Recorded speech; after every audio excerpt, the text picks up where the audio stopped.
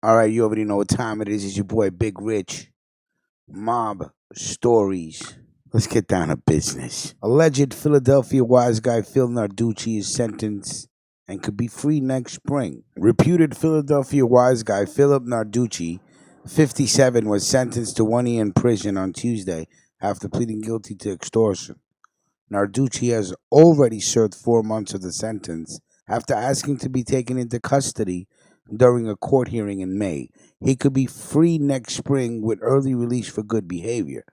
Defense attorney Brian McMonigal said his client is eager to return to his restaurant, Chick's, named after his father, purported mob captain Frank Chicky Narducci Sr. A 15-count indictment unsealed in January charged Narducci and an associate, James Gallo, with various crimes involving extortionate loans, conspiracy, and collection of loans by extortionate means.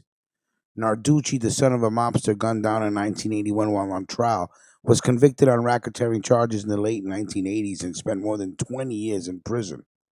He was released in 2012 and 5 years later opened Chick's restaurant with his wife Gina, the official owner. The two defendants were arrested January 31st. Narducci allegedly loaned large amounts of money to a borrower.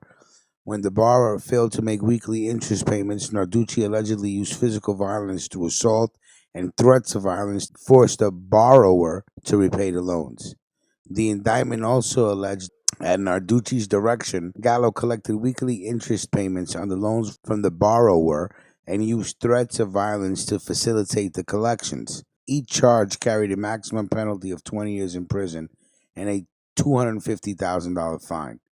Narducci's Chick's is named after Narducci's father, the reputed mobster Frank Chicky Narducci, gunned down in a 1982 hit. He was shot 10 times, about 30 yards from his South Philadelphia home as he returned from federal court, where he was on trial with 7 others on racketeering charges. Police recovered 2 revolvers within a block of the slain. In court proceedings in April, McMonigal described the key witness against Narducci as a degenerate gambler who's a fucking loser who owed serious money to Narducci that he couldn't pay, so he ran to the FBI. I think that's the new thing now, you know? You borrow money from the mob, and then you can't pay back the money, you can't pay the loans. And what do? You're like, fuck it, I'll go to the FBI. Boom. You know what I'm saying? It's that's not how the game is played. It's unimaginable that the U.S. government would allow a terrorist to remain in the United States, allow him to use false pretenses to borrow money from business owners, indict the business owners, and hide from the jury the painful truth of this terrorist subterfuge, McMonigal wrote in a court filing. The witness is Robbie Masari. Now, remember, we also reported on this early this year, like in April or May. This is a crazy little story here.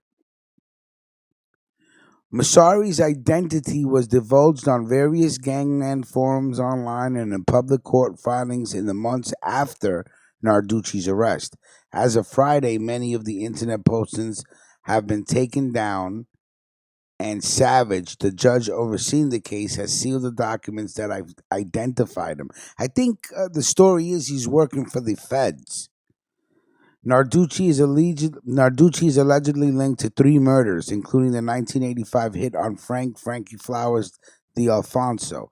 Since he got out of prison on racketeering charges in 2012, Narducci vows he has gone straight. He runs his gastropub, Chicks, with his wife. The eatery is named after his father, Frank Chicky Narducci Sr.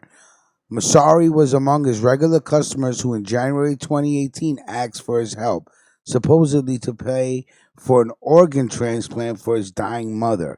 Narducci lent him $20,000 at an interest rate that prosecutors maintained was extortionate.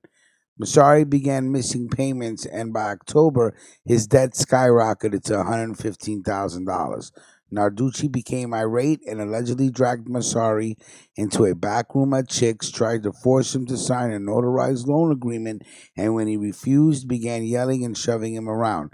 As Masari tried to leave, Narducci threw him against the car and shoved his face into the windshield, him accused him of being a rat, disgracia, and told him to go cry to the FBI, which is exactly what he did. As per the filings in Narducci's case, are rife with alleged threats Masari recorded over the next several months while wearing an FBI wire. But by that time, Narducci had turned to an associate, James Gallo, to help collect on the debt. While wearing a wire, Masari recorded Gallo allegedly attempting to intimidate him repeatedly on Narducci's behalf.